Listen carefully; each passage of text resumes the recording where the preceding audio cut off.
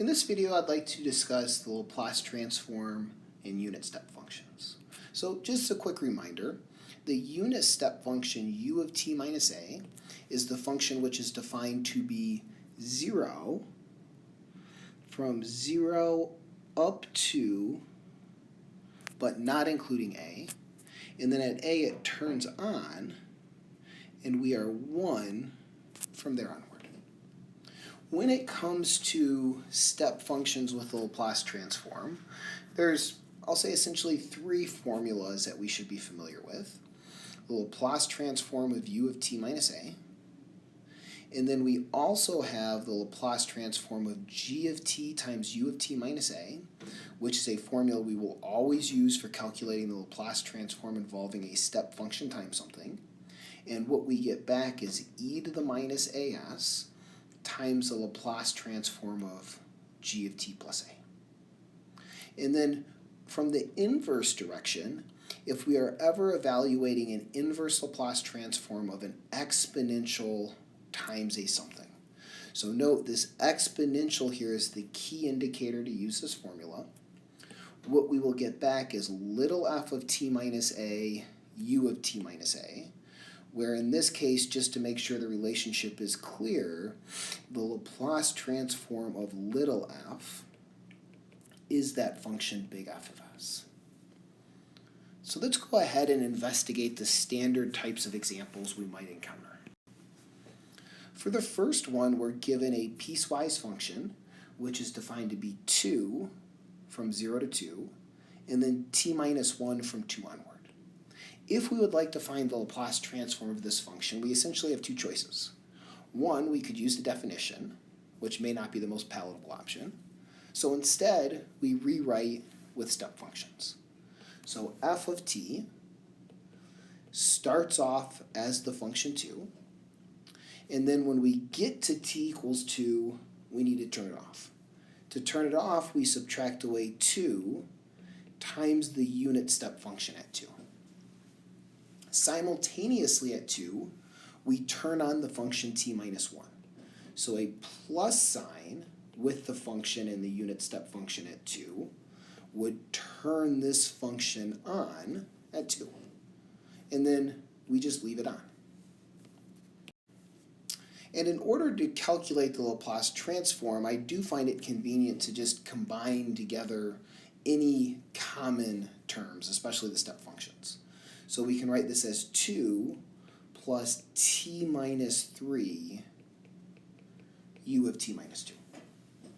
And we are now in a perfect position to calculate the Laplace transform.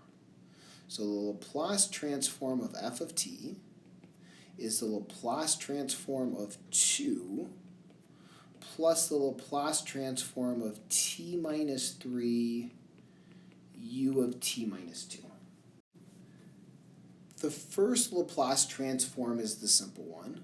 The Laplace transform of a constant is always at constant over s. The second part is where we use our new formula. We think of this function as being the g of t, and this number 2 tells us the value of a. And what that formula gives us back is e to the as, the Laplace transform of g of t plus a.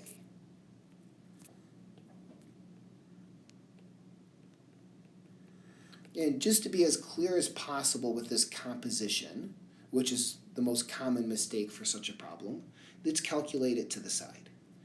G of t is t minus 3.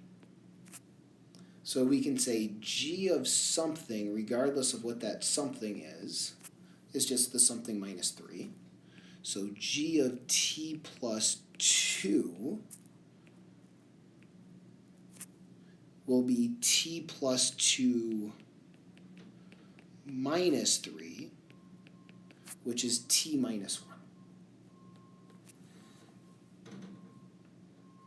And the remaining part of this problem, evaluating this Laplace transform, should be quick and efficient.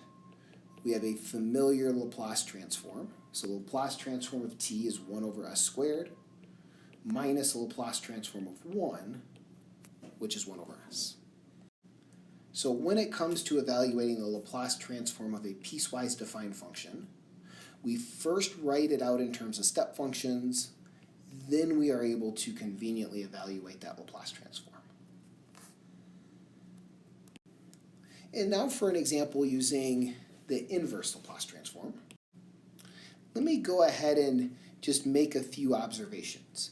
Because of this exponential, that's our indicator to use the step function formula, which is the inverse transform of e to the minus as times a function big F of s is little f of t minus a times the step function u of t minus a, where remember little f is the inverse transform of big F. So looking above, we can make a few kind of identifications. Our function big F is s plus 1 over s squared plus 3. And our a value in this case is minus 1. Because we need e to the minus as, it's e to the positive s, so a must be the number minus 1. So right away we know the form of this inverse transform. It's going to be little f of t minus a times u of t minus a. What we essentially need to determine here is what is little f. And little f is the inverse transform of big F.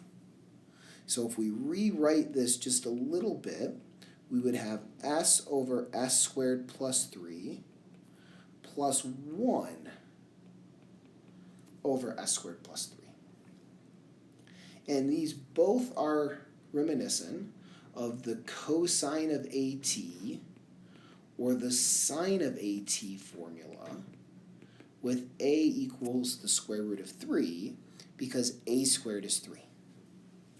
So little f of t is going to be cosine of square root 3t plus, to make this second term match up precisely with the sine, we need a square root of 3 in the top, and then we balance that out with the square root of 3 in the bottom. So 1 over the square root of 3 sine of square root of 3t. And we are now good to go. We want to know little f of t plus 1. So if we replace each and every t with a t plus 1, we would have cosine of square root 3 t plus 1 plus 1 over square root 3 sine of square root 3 t plus 1. And this is all multiplied by the step function u of t plus 1.